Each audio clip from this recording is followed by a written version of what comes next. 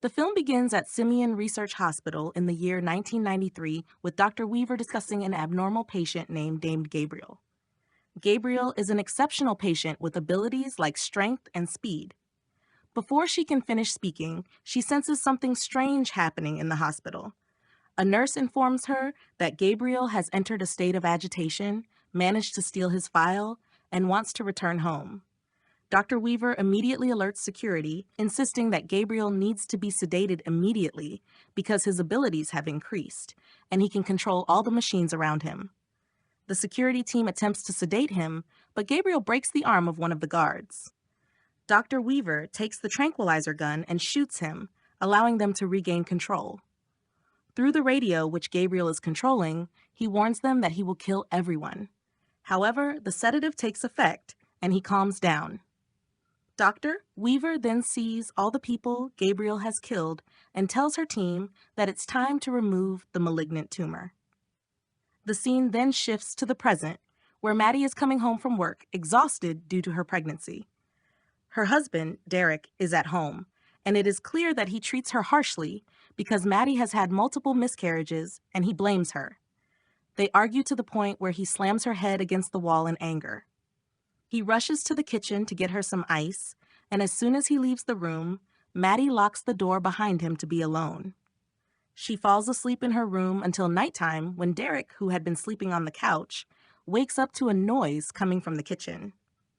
He initially thinks it's Maddie, but sees that no one is there.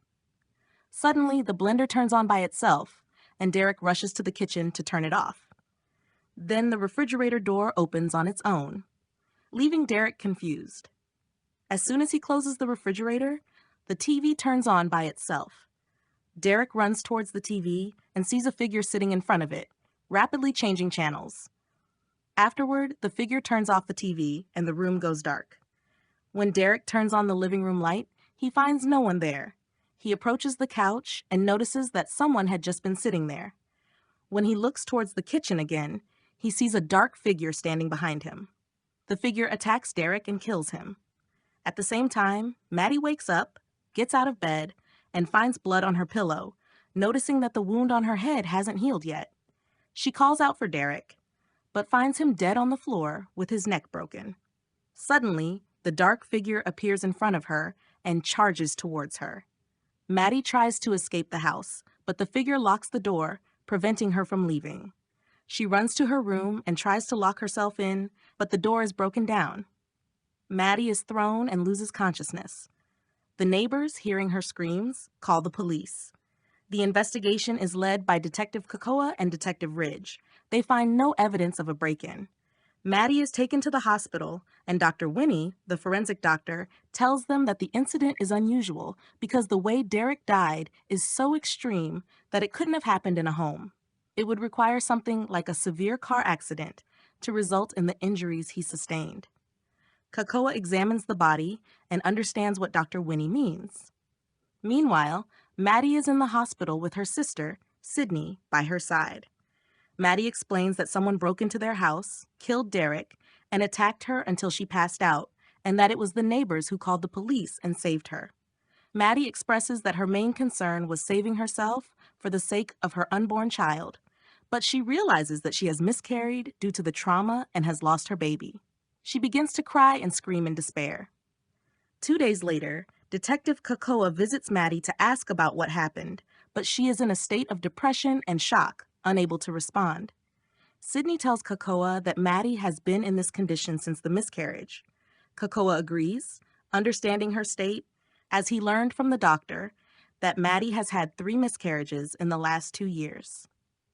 With no reason to stay longer, Kakoa gives his number to Sydney and leaves for the morgue.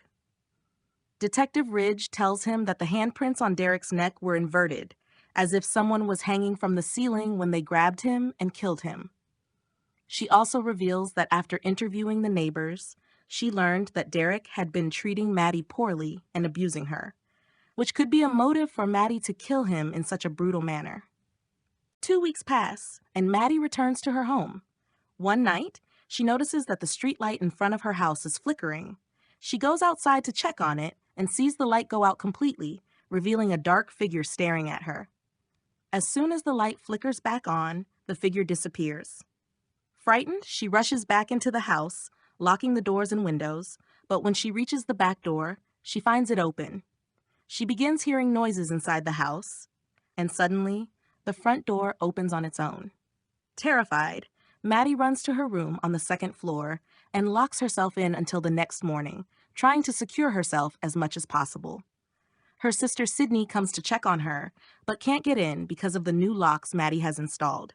With Sydney's help, Maddie lets her in and shows her the dent in the wall, explaining that Derek caused it when he slammed her head against it. Maddie admits she endured everything because of the baby she was carrying, as she wanted to know what it meant to be a mother and raise a child. She then reveals to her sister that she was adopted when she was 8 years old, after her real mother died in childbirth. Sydney is shocked to learn this after all these years. The scene shifts to an underground museum in Old Seattle, where a tour guide is explaining the city's history until her tour ends, leaving her alone in the place. After turning off the lights, she hears a noise at the end of the corridor and feels someone is there. She cautiously approaches the dark area to make sure the place is empty. Suddenly, she hears someone running towards her, and she quickly turns the lights back on, only to find the corridor empty. However, she hears a noise above her, and when she looks up, a creature jumps on her. The guide wakes up tied up on the roof of an abandoned house with the creature in front of her, speaking through a radio. The creature is revealed to be Gabriel, the same one from Simeon Research Hospital. Gabriel takes the guide's phone from her bag and calls Dr. Weaver. When Dr. Weaver answers, Gabriel tells her that it's time to remove the malignant tumor. Gabriel then throws a patient named May into the scene. Back at Maddie's house, she comes downstairs and sees someone running in front of her. She searches the house and realizes she is alone.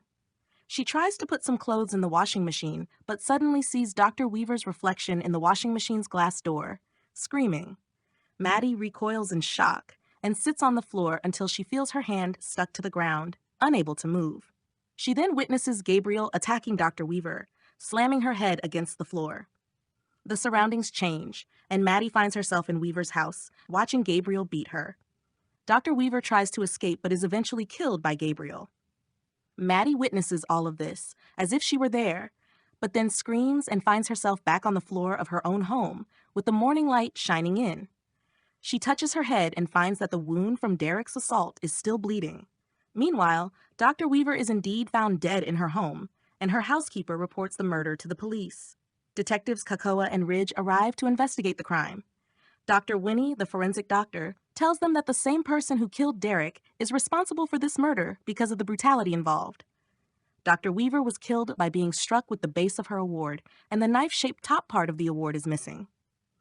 During the investigation, they find a photo of a patient named May on the floor, a case that Dr.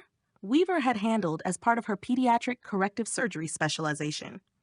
Gabriel, now in possession of the upper part of the award, manages to turn it into a sharp weapon. Meanwhile, the tour guide is still tied up on the roof of the abandoned house, trying to free herself when Gabriel throws the knife next to her face and warns her not to try escaping again. News of Dr. Weaver's death is broadcasted on TV, and Maddie and Sydney hear it together. Maddie confesses to Sydney that she saw Dr. Weaver's death even though she had never met her, and she witnessed the killer murdering Weaver in her home as if she were there, but also in her own house at the same time. Maddie is deeply confused and doesn't understand what's happening to her.